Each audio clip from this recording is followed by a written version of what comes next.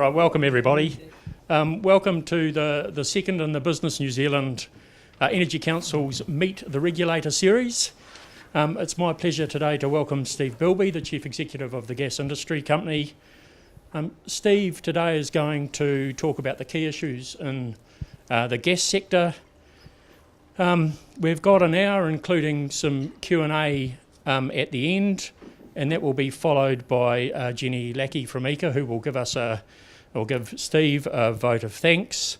And then at 1 p.m. I'd welcome you all to join us for some lunch to keep on discussing the issues that are raised by Steve. So without further ado, Steve, welcome, over to you. All right, thank you. Thank you all for coming. I'm going to talk about gas today and just some key themes. Just two aspects. One of them is, you'll hear in a minute about my organisation. Some of you won't know about us. We're small but perfectly formed. We're owned by the principal players in the gas industry, so Shell, Todd, Contact, Genesis, etc. I've just been round the chief executives of those organisations. Really fun thing to do, to go around the chief executives of those organisations. So there were only two questions. What's going on, what's important to you about gas? And secondly, how's GIC doing? And what's the story for us as an organisation? That's 4 questions. Oh, you might be a lawyer, are you, Andy? Yeah.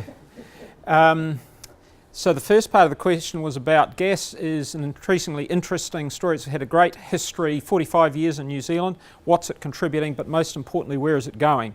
All the chief executives are looking at their fuel mixes, what's going on in energy and what's the role for gas. And really interesting, without naming names or whatever, across the table they're saying to us, what's going on, what's your view? We really want to understand gas and see what its future role is about. And the second part was a bit saying, GIC, keep going, we think things are going pretty well in terms of how the market is operating, but I'll talk to that as well.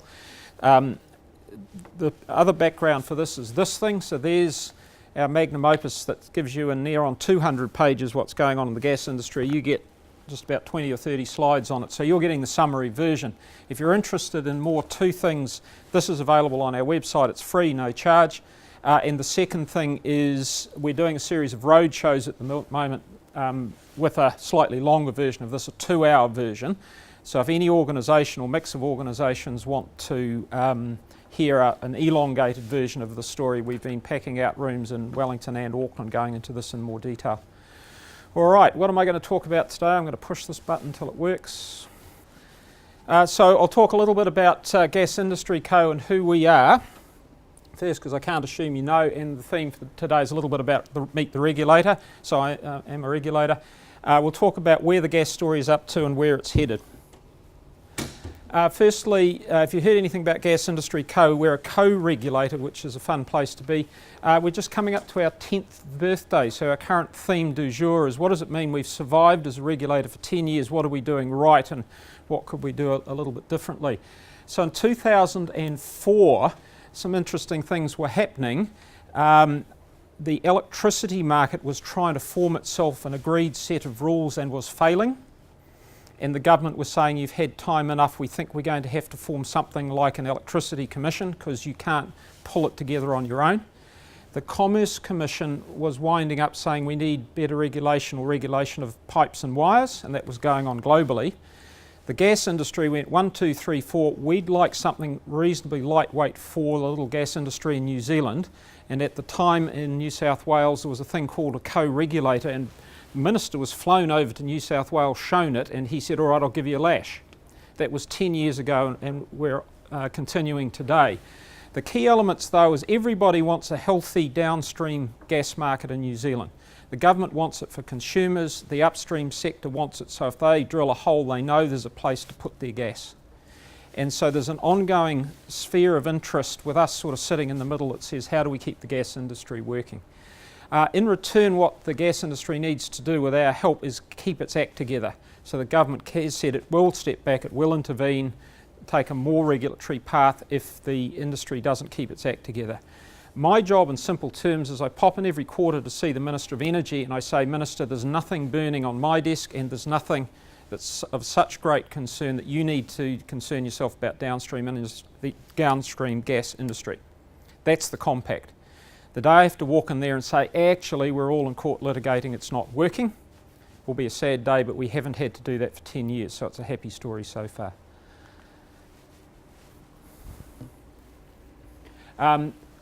The detail behind that formally is we come out of the Gas Act, so we're a statutory body. Our objective, the formal objective is here. We're about forming the gas industry governance arrangements that ensure gas is delivered to consumers in a safe, efficient, reliable manner. Some interesting detail, we have to consult on everything we do. Everything goes out the door and say, what does everyone think about it? We need to consider non-regulatory and regulatory options. So if you see the genesis of any of our work, it starts with, do we need to do anything? Can you do it by non-regulatory means, or do we have to regulate? And the outcome is a mix of regulatory and non-regulatory options. And we have to get the Minister's approval for anything that does make it up to rules or regulations. Really interesting, I spoke last week to the Asia Pacific energy regulators. Half the world is trying to create regulators which are at arm's length from government. If you go to Europe, their latest third energy package is trying to force the member states of the EU to have proper regulators, as it were, who are not subject to constant interference by governments getting into them, telling them what to do. Now, we've had a little bit of that in New Zealand. The interesting thing about this dynamic in New Zealand is it's about the industry going to the minister saying, we want regulation. So it's a quite different dynamic. It won't work in all sectors and all industries, but in the little downstream gas industry, that is a quite unique dynamic that's worked for the last 10 years. There are then a bunch of other objectives that that GIC carry forward. I've got some examples there. Consumers are key, so we hold the light for consumers and make sure that the rest of the industry isn't losing sight of those. The last bit about Gas Industry Co is our unique governance structure, which is interesting to come to a business audience. We are a company. We have a board of directors like other companies. It starts as a special purpose company established under the Act, and we've got a few special requirements. So we have to have a majority of independent directors with a majority chair. But if I go to a board meeting, I've got Jim Bolger sitting in the chair, a majority of independents, and then 3 of the industry CEOs, currently from Contact, Powerco, New Zealand Oil and Gas. But over years we've had the benefit of wisdom from Genesis, Vector, Shell. Over years, the industry, we know the minds of the industry directors over years, and we're owned, as I mentioned, by the industry. We're also required to put out our strategy, our proposed work program, our proposed costs, so we go through an annual cycle. There's no mystery. All the industry gets to comment on it, and really interestingly, in the last several years, there's been almost no dispute about what our work program needs to be, what the costs are, and so on. The only pushback we've had, delightfully, is from Cabinet. Cabinet Committee just goes around whacking everybody on the head and saying, we need you to force your costs down. So we have an ongoing downward pressure on costs that we do need to maintain. That's a little bit about Gas Industry Co, and interesting for me to tell this story in this business environment. So we're positioned a little bit between industry and government. John, I notice on this group's website we're down as a corporate member. You also have government members. We're sort of somewhere in between, but really interesting structure for me to work with on a day-to-day basis. Let's go to the gas story in New Zealand, where we're up to. One slide of history. You remember this. We got our gas starting from 60s, 70s in Maui and Kapuni. A lot of government support, Shell, BP, Todd investment, and then the government essentially driving that network of transmission pipes around the North Island. There are still none in the South Island, just a few LPG distribution pipes in the South Island. And that footplate for the transmission system's largely been unaltered since the 1980s. It stood us in good stead. And you'll remember the story about Think Big and trying to use that gas resource for New Zealand, and that's been a 45-year story now. We now get our gas from 15 producing fields. They're all in Taranaki. We're not linked internationally. There's no global trade of gas. There's a little bit of LPG. So we're sort of unusual now in that we have a gas industry, but we're not trading globally. And the price, for example, is not a global price. But we've gone from basically 2 fields with a dominant Maui to 15. So as Maui came down, the incentive to invest in the old fields, the other fields came back, and we now have 15 of them. But yes, all in Taranaki, not yet in East Cape, South Island and so on. Good news on various fronts, including reserves. So MB's put out its latest report, thanks to Gareth and the team, that says we've got more reserves. So it's jumped 31% reserves just in the last year. Fundamentally, that is about finding more gas out of our principal fields, so not new fields. So it's Maui, Kupe, Pauakura, Mangahewa, all known fields, but the underlying story you may be aware of is that the new techniques, including directional drilling, fracking, have allowed these fields to extract more gas. So that is a good story. So that's an extra about 600 PJs. Now at the moment the market's doing about 200 PJs a year, so it's equivalent to about 3 years worth of production we've added. We used to say, and what you've got here is an equivalent year level of reserves. So at the moment you can see that we're sort of somewhere around 13 years worth of reserves. If we jump back to 2005, we had about 6. And we've had some international work done that says if you go globally, historically you used to find about this level of investment of reserves, because that's the sweet spot between existing fields and new investment. So traditionally you didn't find 30 years worth of reserves, because that said you'd invested too much and you would have too much gas and wouldn't get a return on it. I'll just say quickly that the global position's changed, because you've got people like the US whose graph are now up here, and Australia's graph who is now up here. I won't have time to go into that today, but coal seam gas in Australia, shale gas in the US. You can approach John down the back there, he'll tell you all about that later. There's still a reasonably concentrated group of companies producing the oil and gas in New Zealand, but it has built out to an extent. So Shell, Todd are still the main players, but some really interesting stories. Greymouth is one that doesn't necessarily have a high profile, but a New Zealand company that's built out its market share over recent years and doing very well. Yes, in terms of production, you know the old story. The green slab in the middle is Maui, and it's dominated the landscape and therefore investment and supply for so long. Post 2000 it dropped away, and there was a period of saying, are we going to run out of gas? What are we going to do without Maui? That graph shows you on the right hand side that question's basically been answered through those 15 fields, particularly Pauakura, which is now our largest producer in blue. But what the peaks tell you is when Maui was going full tilt in the early 2000s, we had a market of 240, 250 petajoules. This year we're back up to around 200. So the market has been growing back again, and I'll talk in a little bit about why. So the two main users of our gas, first you know about power stations. Okay, so we've got all those power stations around the North Island. I've phrased the slide in terms of security of supply. Current headlines for energy are good news. We've got around 79% renewable electricity generation in New Zealand. Gas is nearly all the rest. So it's about 19% of electricity supply is from gas. So there's a little bit left of coal at Huntly and a little bit of other. But that is a strategic 19%.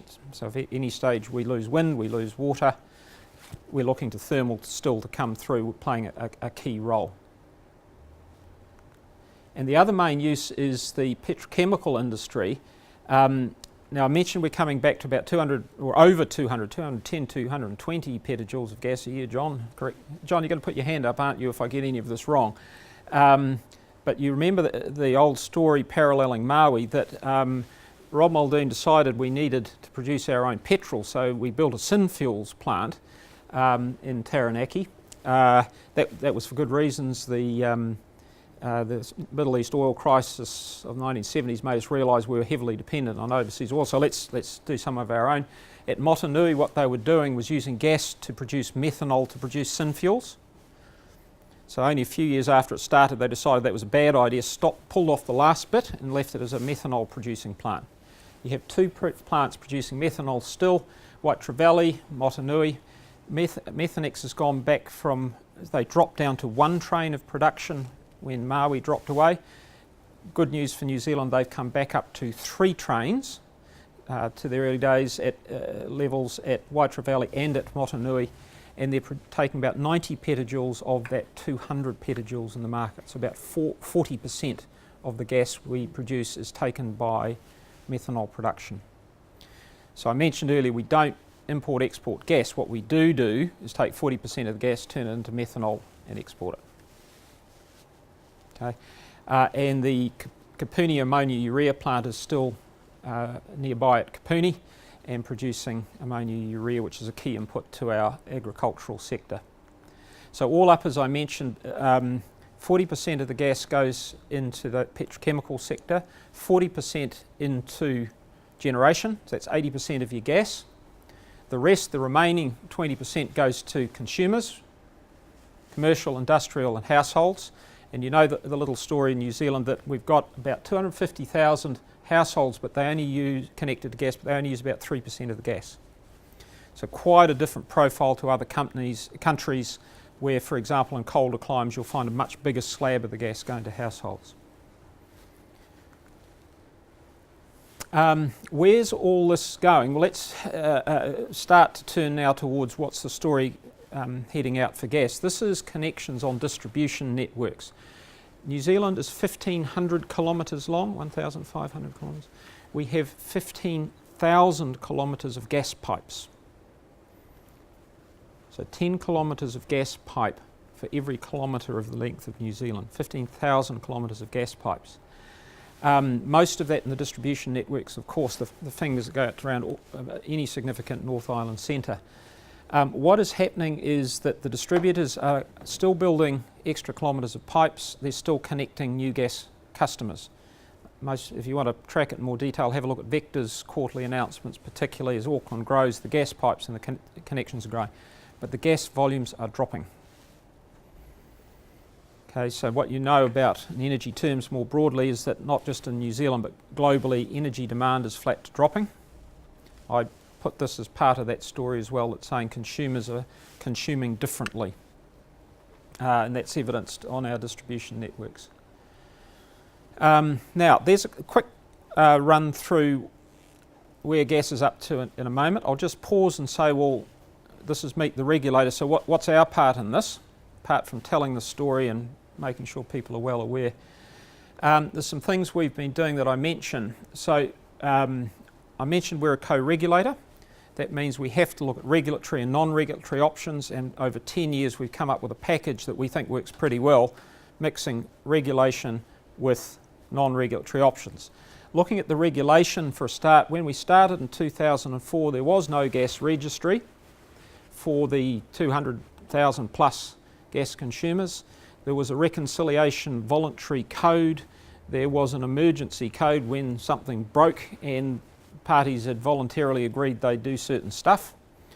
They'd done very well for about 30 years, but it was starting to creak at the seams. An example was we'd have the occasional outage or emergency, and the parties had all agreed what order they'd shut down and conserve gas. And then one day one of the power station operators said, I'm not sure I want to shut down. And we realised gas is such a valuable commodity to businesses that it was too hard to ask people voluntarily to come off. You had to regulate. So what you've got here, I believe, is a bunch of basic rules for a market like gas that just work. And it is the case, talking to a forum like this, there are some things you should just do by regulation. So I mentioned outages. We now have a set of critical contingency management rules that says if we have a problem, this is how it all works. And it's old-fashioned command and control, but we looked at all the systems in the world. This is the best one for New Zealand, and everybody knows what will happen on the relevant day.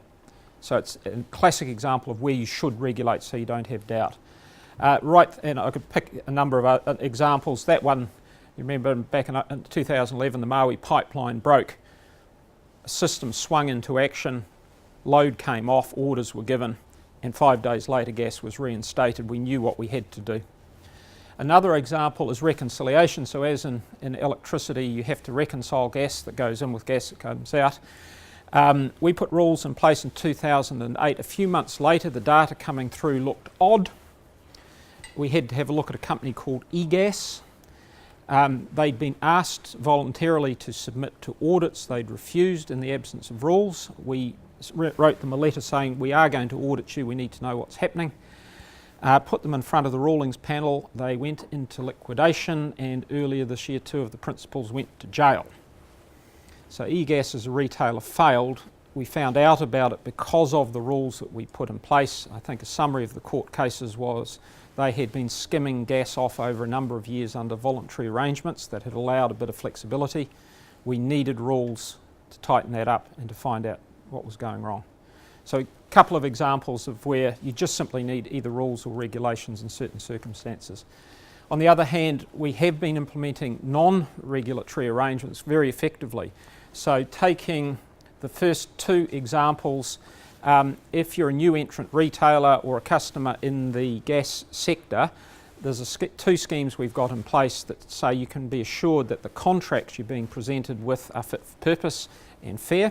How do you know that? Well, we simply pull down off the provider's websites their standard terms, we review them, and we put the review up on the website. It's name and shame. It's very effective. In 3 years, we've gone from some middling contracts to some high-performing contracts right across the board under both schemes. We didn't need to regulate. We simply take the people's stated terms, do an independent review, and the response was really good from the companies, but none of them wanted to be named and shamed. They all performed really well. It was very, very good from a business point of view. So a bunch of non-regulatory arrangements that we think have worked very well as well. Does it all work? We've got a bunch of indicators that says from a consumer point of view, from an economic point of view, a market point of view, yes, we've got the right instruments in place. So we've gone from, if you're a gas consumer in the old days, you couldn't switch for weeks or months to you will be switched on average within 7 days. So all that is happening.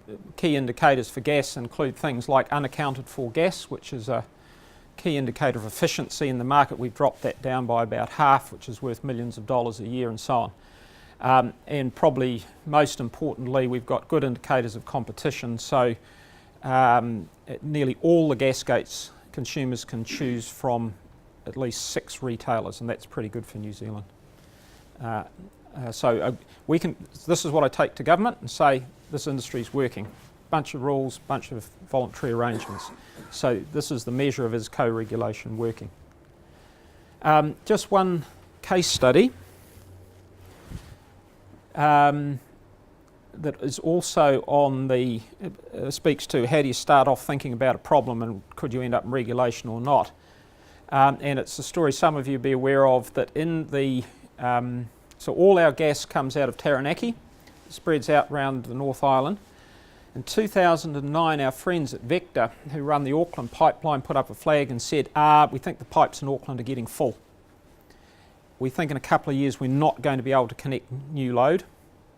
And a bunch of issues came out around that with, for example, people who had existing capacity in that pipe hanging on to it a little bit, and people who wanted that capacity saying, I can't get capacity, so I can't compete. So we're starting to get a squeeze on. Looked like a classic issue for potential regulation and investment. So you can beat that problem either by regulating the existing pipe, or if you build a second pipe, you take the constraint away. So what should we do? If you build a second pipe, it's very expensive, and consumers end up paying for it. Okay. So we had a look at it. Key thing you need to understand is across the Maui system and the Vector transmission systems, both of them are regulated by multilateral codes. So the starting point is the industry for gas had organised itself without need for regulated rules. Could we keep that going, or was that system fatally flawed? At the same time, the Commerce Commission dealt with economic regulation, so this wasn't immediately an issue for the Commerce Commission. They set the revenue or price limits. The question was, what capacity do we need and how do you allocate it? And there's also a regime of international, technical regulation, how thick is the steel and so on. The other key issue in Auckland was that Auckland's load was getting increasingly peaky, so like a lot of our networks, it's fine most days of the week, but in about August, at 6 o'clock one night, everyone would go home, turn their TV on and their iPhone and their iPad, and you've got a problem in the pipe. So how did you manage that peaky load? Delightfully got the industry together. They turned to GIC and said, can you lead a project on this? So again, an indicator of the model. The industry wasn't saying keep the regulator away, we think you're part of a problem. They were saying can we put together a framework to deal with us with the industry. So we did a couple of things immediately to ease some of the problems. One of them was to the people who had all the capacity, we said you just can't hang on to that, we've got to squeeze. Either loosen it up or we will have to regulate that space, so we did threat and regulation. Delightfully, the industry signed up to a set of commitments that says, okay, if a new entrant or a competitor comes in and says, I need that capacity, we will offer it up at a certain price. And we put up a platform, a bulletin board, in which those offers and bids could be seen and dealt with. We then pulled together a room full of experts to deal with the issue. One of them's here today. Charles, thank you for your contribution. Charles, I think that's right, we've only got one here today, but usefully demonstrating the model as well. We've got a room full of people which included some of the industry, so we didn't lock the industry out of this room, say you're part of the problem.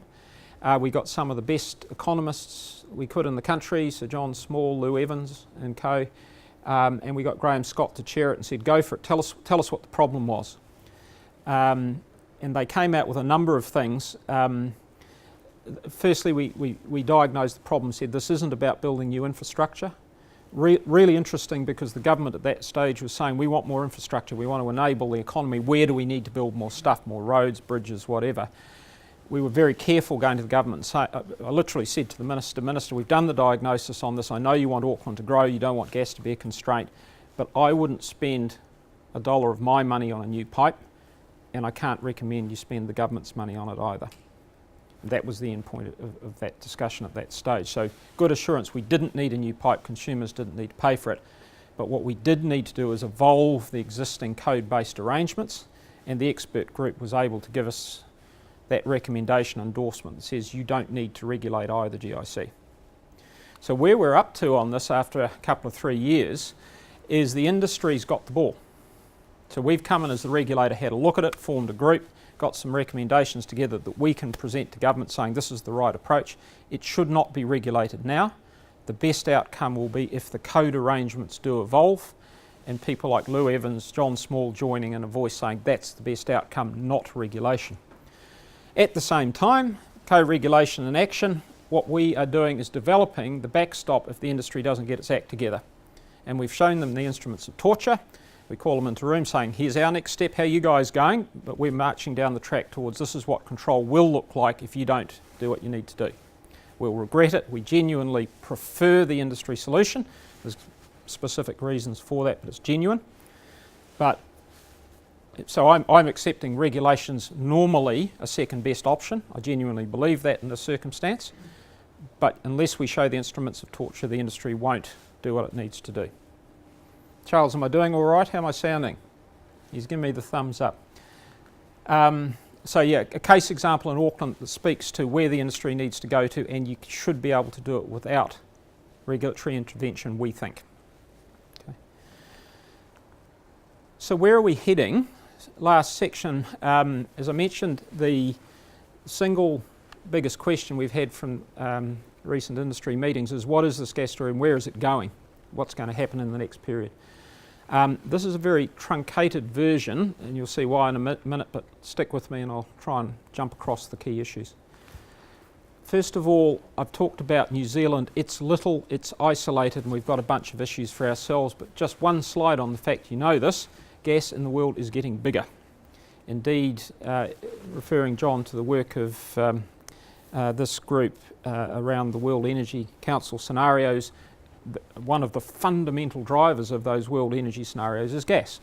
And you know the story about what's happening with US shale gas, what's happening with coal seam gas in Australia, and the futures that are being looked forward to there. I can't begin to go into that today in any detail, but what I did want to do is just frame it and say sometimes in New Zealand the conversation about gas seems a bit to say it's trailing off.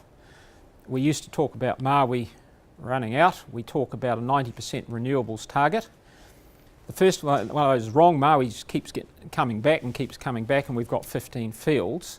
The renewables, sure, we've got a renewables target and we do need to work with that as part of a lot of discussion about low carbon futures, but gas has a role. in New Zealand, and it's certainly in the context of a bigger role for gas going forward internationally. And there's a number of indicators there. Australia, China are still generating most of their electricity from coal. They're working on this as well. How do they change that equation? It's a bit different in New Zealand, but gas has a key role. That includes one slide on gas as a carbon fuel and the environment debate. I put it here just to say that the narrative about global gas includes a key element of gas making a major contribution to carbon emissions globally, you know that.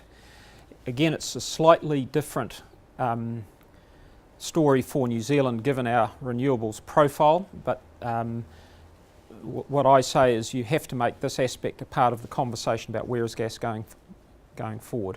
What I haven't covered off today, for example, is the Parliamentary Commissioner for the Environment's reported recently around fracking and related issues, saying fracking can go on, is appropriate as long as it's appropriately regulated, but she's also saying very clearly you need to consider gas in this broader environmental context. Oops, sorry, I pushed the wrong button. Back to New Zealand. So what is the gas story for New Zealand going forward? First of all, we've done some work that says gas is still a really good proposition for you or your relatives if you want to think about energy in your home, and it is still the best or possibly the only realistic option for many process heat applications ongoing in industry and commerce. So, and amongst some of the conversation about where is gas as a carbon fuel, the reporting's available from us. It's what we call our Consumer Energy Options report.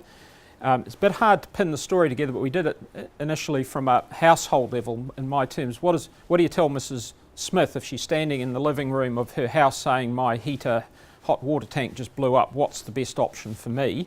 Or you've built a new house in Albany or Hataitai or something, what's your best heating option? And the story is still, certainly if your hot water tank blows up, you know the story, you shouldn't be heating a whole hot water tank. Get one of those instantaneous Rinnai or whatever gas heaters that just runs through as much hot water as you want. That if you've connected to gas for that purpose, yep, sure, look at a space heater. So a space heater ranks very well compared with a heat pump, including on carbon footprint terms. Mike Underhill's got a lovely slide he keeps putting up saying that ECA, with its Warm Up Homes campaign, keeps putting in, or used to anyway, put in heat pumps by the billio, but very few Rinnai heaters. Why is that, was his question, because in terms of the ranking they're much, much closer. My answer, by the way, is I think Stephen Fleming's selling heat pumps really well and they're really easy to connect to. But make no mistake, the gas story works very well on all those measures, including efficiency, cost and environment. And for process heat and industry as well as households, so that's the household focused story.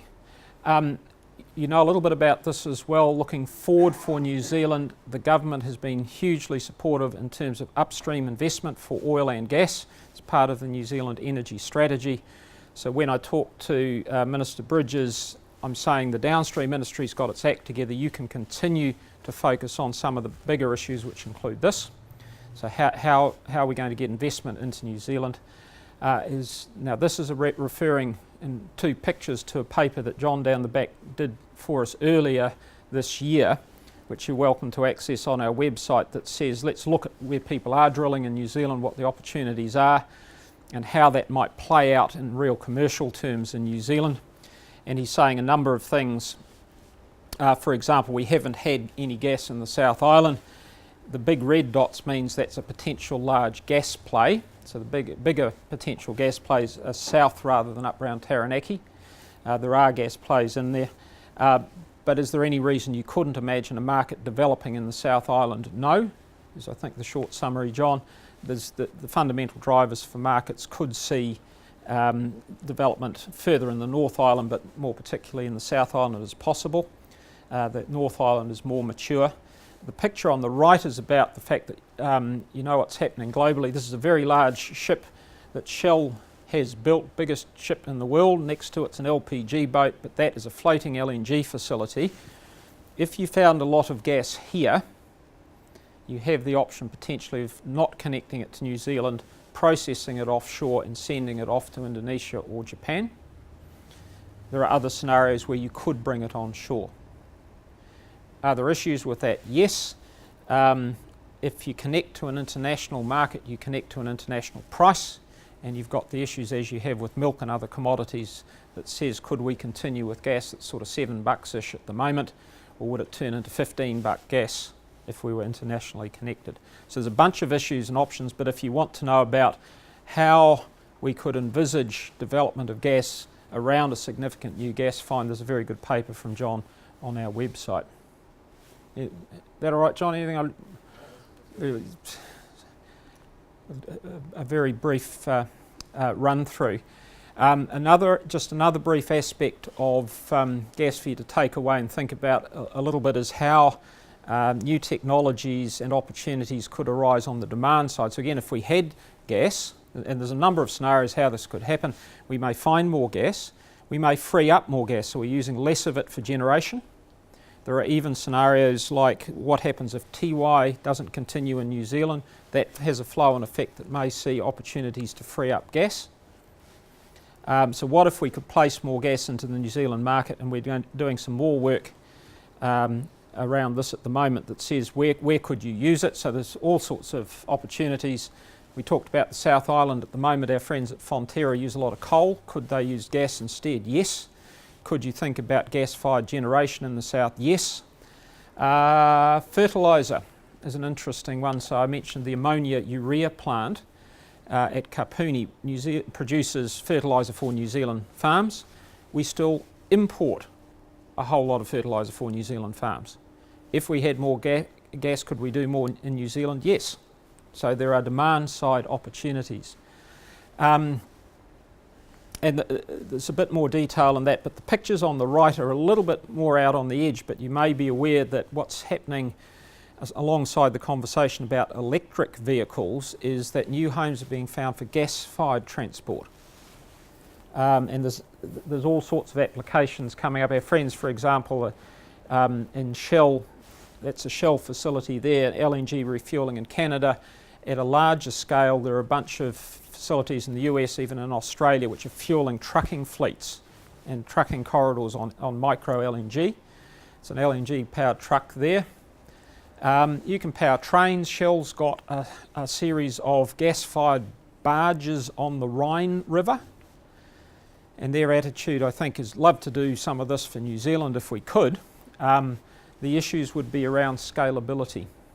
So some of this goes to costs that maybe New Zealand can't bear given our smaller scale and truck fleets. But plenty of technological applications that are developing that we may be able to look at. So that is a brief look forward. One very quick slide to say that that's what the GIC board talks about when we talk about strategy, and it translates for us in the downstream market about keeping a platform of rules and systems working for our healthy domestic gas market in New Zealand, grappling with some of those bigger issues like that Auckland transmission issue, but also looking to the future and doing some of that thinking. We've had John working in that commercialisation space. We do supply demand studies. We're looking at new demand opportunities, saying where will the gas industry go? And that's talking exactly to that question that the CEOs are putting to us. So final slide, if you just stitch all that together quickly, I think what I've told you is gas is an ongoing part of the global energy story. We need to translate it into New Zealand, but also the environmental story. It's a major thing that gas is done for New Zealand, and we shouldn't miss it. There's a risk we gloss over it. Still 20% of primary energy supply. 20% of primary energy supply comes from gas. There's a whole lot of investment going on in New Zealand, including upstream and further potential on the demand side to make more fertiliser, displace some more coal with gas, those sort of opportunities. Plenty of discussion though, as I've mentioned, about how will this work out for New Zealand, and that's right where we're up to at the moment. Hearing from your regulator, yep, co-regulations had been a happy part of that last 10-year story, and we're heading on for more if our political masters allow. And that was a model, just to remind, that was requested by industry, by our shareholders, the participants in the industry. And you wouldn't, as I said, apply it to every market everywhere, but I think it's been a good experiment and seems to be going well. John, thank you. That's all I've got. No problem. So, Steve, you started off by saying that when the gas industry company started, we were looking at self-governance in electricity, which failed for whatever reasons. Now that you've worked in that environment for a few years, do you think there are any lessons around the transferability of co-regulation into other industries, and whether it's a scale thing or whether it's something about industry incentives? Yeah, that's a good question. Thanks, John. First thing I'd say is I'm not surprised that the electricity side failed, in the sense I put. I think in the end our electricity market is sufficiently large and complex that it needed a overseeing body. But an interesting reflection that government of the time gave the electricity industry the opportunity. I'd say no criticism that they failed, they gave it a good crack, and in that case the right outcome was to bring a body over the top to implement a set of rules. From that to the second part of your question, absolutely I'd say again the co-regulatory model won't apply everywhere, so I wouldn't advocate we spread it across to electricity. I think we had to do what we had to do. We'd find it in other markets, and I haven't applied my mind to sort of saying we ought to apply it to this or that, particularly would be to say, I mentioned very briefly there the notion of a wheel of interest with us in the hub in the middle. So I think what's gone well and where we've been able to demonstrate leadership and get outcomes is because the industry, in a sense, balances itself in a number of respects. So I'd be looking for those industries where you don't have a big weight on one side and nobody on the other. So our transmission owners are balanced by our shippers who want a good contract. Our distributors are balanced by our retailers, and we can get a room full of people who will largely provide the self-governance and debate themselves. We're in a sense the referee, and that's where I'd be looking for similar markets that might be able to use the model. The conference last week of Asia Pacific Energy Regulators, which our friends from Electricity Authority organised, was really interesting because we had at one end of the room the US and China. And I stood up and sort of give a version of this, and I basically said, don't rush off to China and implement the co-regulatory model. It's probably not, but there's some ideas in here that might work. Right at the end of the conference, a nice man stood up and said, hello, I'm from Papua New Guinea, and there's a bunch of us here from Fiji, Tonga, Samoa, and we've got a different scale of issues and different scale of markets. And it just made me realise that there are extraordinary contrasts between the mammoth scale of issues and markets in the US and China and these smaller markets. What that forum was talking about is what are the right regulatory solutions you plug into these very different markets right across the Asia Pacific. Well, this was actually almost my question, how much the model from New Zealand would be transferable to other places, and what kind of criteria are so good in New Zealand that it works so well, such as maturity of people or economies and communication and so on. Yeah. I think going to one of the other key things that I give thanks to my friends at the Commerce Commission about is the key issue that often causes heat and light in an industry is how much money have I got to work with. And so one benefit from my view of the New Zealand market is, compared with some of those other countries, we take the economic regulation into one organisation and they set the rules. Now, not every country does that, but I increasingly see the merits that you get one party that's expert on setting revenues for those monopoly aspects. That, in my view, takes 80% of the heat, because people, ultimately participants just need to know, including owners of pipes and wires, how much money have we got to work with. So I think the other way to put it is to say, where are those, if you can take that aspect out, very often you can find industries or conversations where people can have a very constructive engagement which doesn't require the regulator just going around hitting people with a stick. And the group that Charles was part of, I mentioned earlier, was extraordinary. So we basically invited the participants from the industry, like Charles, to leave their company hat at the door, get in a room with Lou Evans and John Small and say what is best for the downstream gas industry, and put in that environment. It worked brilliantly. It was great to be sitting down the back of that room watching the discussion fly and move forward. So you'd be looking, I haven't answered your question directly, but you're looking for industries that have that sort of potential for engagement.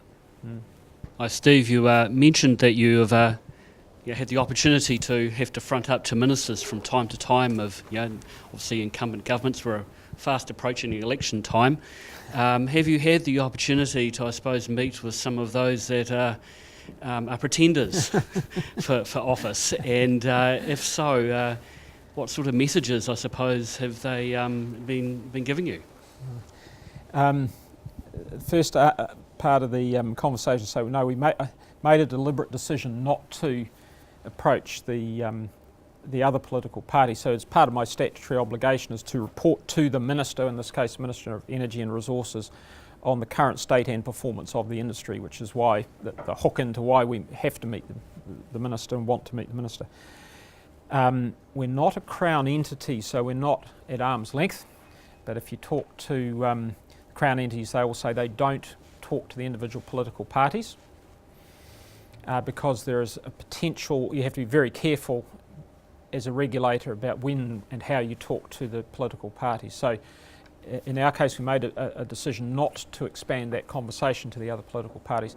However, what we have done is do some thinking and discussion around, if you look at the range of different political party policies for the energy sector, what would be the impact on gas? So we've done a little bit of analysis, shared a little bit of analysis that says, for example, if the sort of policy the Greens and Labor are looking at, what would be the implications for gas? And it's quite surprising. That is, if you like, a non-political analysis that pokes up a number of things. Some of them aren't surprising and have been talked about. So the difficulty for investors contracting just with the uncertainty. Now there's a broader conversation around the energy sector around that, but how do you contract for gas? How do you think about building a new peaker plant, as Nova's thinking about, if you've got that uncertainty going forward? So there's a level of commentary around that which we've shared. The other is if you think about models like a single buyer. Am I okay talking about this stuff and this? And somebody let me know if I'm causing any problems. But how would a gas market which is responding under the current settings possibly respond differently? And you're talking about things like how would a central buyer type arrangement contract for thermal plant? And in short, you could do an analysis that says there's potential upsides and downsides for thermal generators. So you may be able to get a long-term contract for thermal plant that might not exist under current settings. But equally, you may have no contract with uncertainty, which makes it difficult for you to keep that plant on the market. So does that help at all? Yes, thanks, yeah. Actually, just to some of the questions about the gas industry and how the co-regulatory model works here. I mean, my observation is that the sort of model works primarily because there's a number of shared assets and infrastructure which competition for it to work need to access.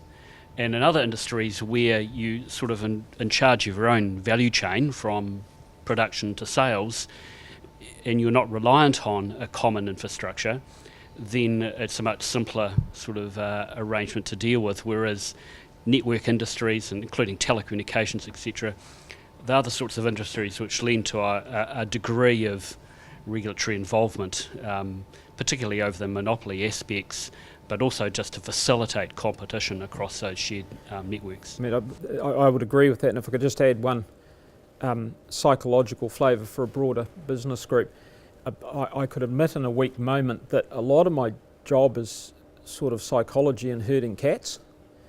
So I think this is a polite message, Charles, not to you, to others more broadly. Having worked myself for many years in business and understanding the dynamic, we get out of bed in the morning, we've got a desk in front of us with our current issues. It is difficult to put an industry or regulatory hat on. It's really simple. your day is surrounded by people who are trying to build a power station or get a gas contract or whatever, and you're fundamentally trying to do the best for your organisation from where you sit at your desk. What our area comes to is you get solutions if you can get people in a room that say, yeah, actually it's true, we just have to have access to this infrastructure. What's something sensible? We could either beat each other up, litigate with each other, or we could just come up with a sensible arrangement that says we'll get a bit, you'll get a bit. I don't want to downgrade the achievements of my team by any means, but some of it is about just getting the right people in the right room positioned to have that discussion. When our normal day-to-day business leads us to be a bit more inclined naturally to looking for a win-win for our organisation. That's just human nature. I've been there myself.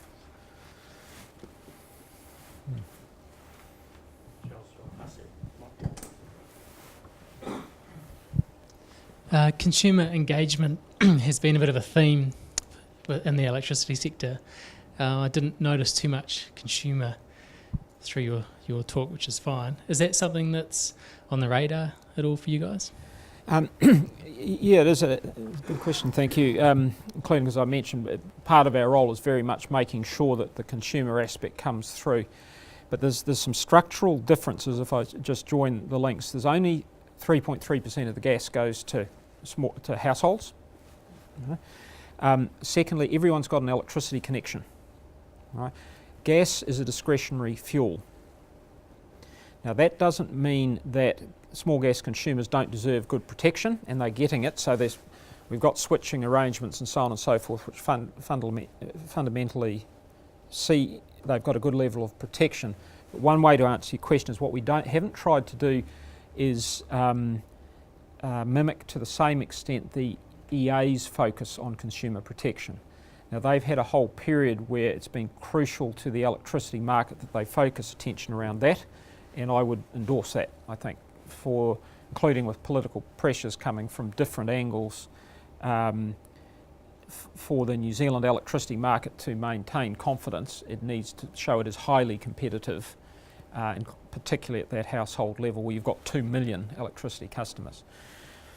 I've got a Mrs. Jones who I do want to attract to a gas connection in Hataitai, but she's also got an electricity connection, and if the gas doesn't work for any reason, her retailer mucks around, the price is wrong, she can't switch, she'll just disconnect.